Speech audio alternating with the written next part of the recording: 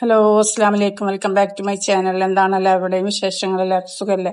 എന്റെ ചാനൽ ആദ്യമായിട്ട് കാണുന്നവരാണെങ്കിൽ ഒന്ന് സബ്സ്ക്രൈബ് ചെയ്ത് സപ്പോർട്ട് ചെയ്യുക, വീഡിയോ ഫുള്ളായിട്ട് കാണുക.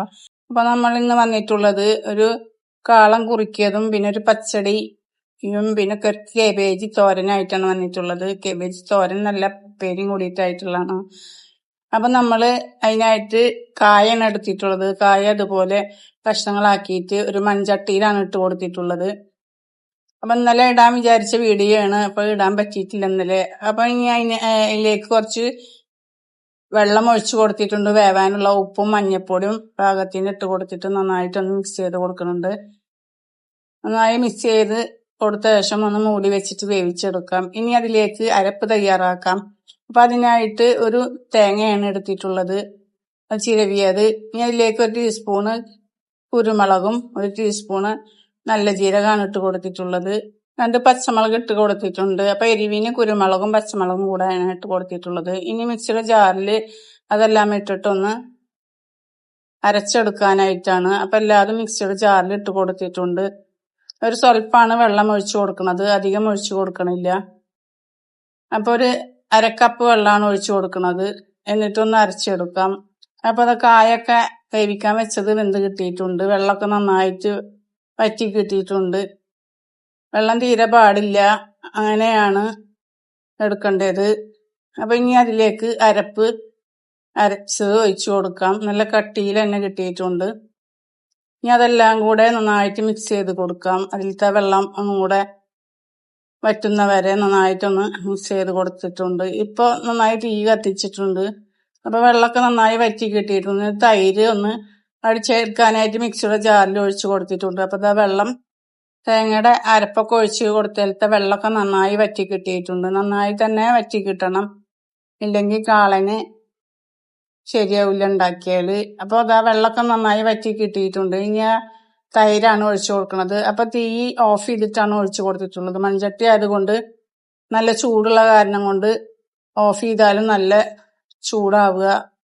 ഇനി അത് നന്നായിട്ട് എല്ലാം കൂടെ മിക്സ് ചെയ്ത് കൊടുക്കുന്നുണ്ട്. അപ്പൊ എല്ലാം നന്നായി ഇതുപോലെ ആയി കിട്ടിയിട്ടുണ്ട്. ഇനി ഇത് ഇരുന്ന് കഴിഞ്ഞാൽ നന്നായിട്ട് കുറുകി കിട്ടും. ഇപ്പൊ ചൂടുള്ള കാരണം കൊണ്ട് ഇങ്ങനെ ലൂസായിട്ടാണ് കിട്ടിയിട്ടുള്ളത്. ചൂടാറി കഴിഞ്ഞാൽ നല്ല കട്ടിയായിട്ട് കാളന്റെ ഒരു ഇതിൽ തന്നെ കിട്ടും. ഇനി നമ്മൾ ഒരു പാൻ വെച്ച് കൊടുത്തിട്ടുണ്ട് താളിക്കാനായിട്ടാണ്. ആ പാൻ ചൂടായി കിട്ടിയിട്ടുണ്ട്. അതിലേക്ക് വെളിച്ചെണ്ണയാണ് ഒഴിച്ചു കൊടുത്തിട്ടുള്ളത്. വെളിച്ചെണ്ണ ചൂടായ ശേഷം ഒരു ടീസ്പൂണ് കടുക് ഇട്ട് കൊടുത്ത് കടുക് നന്നായി പൊട്ടിയ ശേഷം അതിലേക്ക് വേപ്പിൻ്റെ ഇലയും ഉലുവയും ഉണക്കമുളകും കൂടെയാണ് ഇട്ട് കൊടുക്കുന്നത്. എന്നിട്ട് നന്നായിട്ട് എല്ലാം കൂടെ ഒന്ന് മിക്സ് ചെയ്ത് കൊടുക്കുന്നുണ്ട്. എന്നിട്ട് കറിയിലേക്ക് ഒഴിച്ചു കൊടുക്കാം. അപ്പൊ ഇങ്ങനെ ഉണ്ടാക്കി കഴിക്കാൻ നല്ല രുചിയാണ്. അപ്പൊ അതാ ചെറുതായിട്ടും ചൂടാറി കിട്ടിയിട്ടുണ്ട്. ഇനി അതെല്ലാം കൂടെ ഒന്ന് ഇളക്കി നോക്കിയാൽ കാണാം. അപ്പൊ അതാ നല്ല കട്ടിയായിട്ട് കിട്ടിയിട്ടുണ്ട്. ഇനി ഒന്നും കൂടി ചൂടാറിയാല് വീണ്ടും നല്ല കട്ടിയായിട്ട് കിട്ടും. അപ്പൊ കാളന്റെ ആ ഒരു ഇത് കഴിഞ്ഞ് ഇനി നമ്മള് വേറൊരു ചട്ടി സ്റ്റവിൽ വെച്ച് കൊടുത്തിട്ടുണ്ട്. ഇനി അതിലേക്ക് ബീട്രൂട്ട് നന്നായി ചെറുതായി കട്ട് ചെയ്തതാണ്. അതിലേക്ക് ഉപ്പിട്ട് കൊടുക്കുന്നുണ്ട് പാകത്തിന്. ഒരു ചെറിയ കപ്പ് വെള്ളമാണ് ഒഴിച്ചു കൊടുക്കുന്നത്. എന്നിട്ട് എല്ലാം കൂടെ നന്നായിട്ട് മിക്സ് ചെയ്ത് കൊടുക്കാം. അപ്പൊ എല്ലാം നന്നായി മിക്സ് ചെയ്ത് കൊടുത്തിട്ടുണ്ട്. ഇനി അതൊന്ന് മൂടി വെച്ചിട്ടൊന്ന് വേവിച്ചെടുക്കാം. അധിക ടൈമൊന്നും വേണ്ട, ബീട്രൂട്ട് ആയതുകൊണ്ട് വേവാന്. ഇനി മിക്സിയുടെ ജാറിൽ ഒരു മുറി തേങ്ങയാണ് എടുത്തിട്ടുള്ളത്. അതൊന്നും അതിലേക്ക് ഇട്ട് കൊടുക്കുന്നുണ്ട്. അതിന് ശേഷം 2 കഷ്ണം ഇഞ്ചിയാണ് എടുത്തിട്ടുള്ളത്. അത് അതിലേക്ക് ഇട്ട് കൊടുത്ത് 2 പച്ചമുളക് ഇട്ട് കൊടുക്കുന്നുണ്ട്. നല്ല എരിവുള്ള പച്ചമുളകാണ്. ഇനി അതിലേക്ക് ഒരു സ്വല്പം വേപ്പിൻ്റെ ഇലയും പിന്നെ ഇട്ട് കൊടുത്തിട്ടുള്ളത് ഒരു 1/4 ടീസ്പൂൺ കടുകാണ്.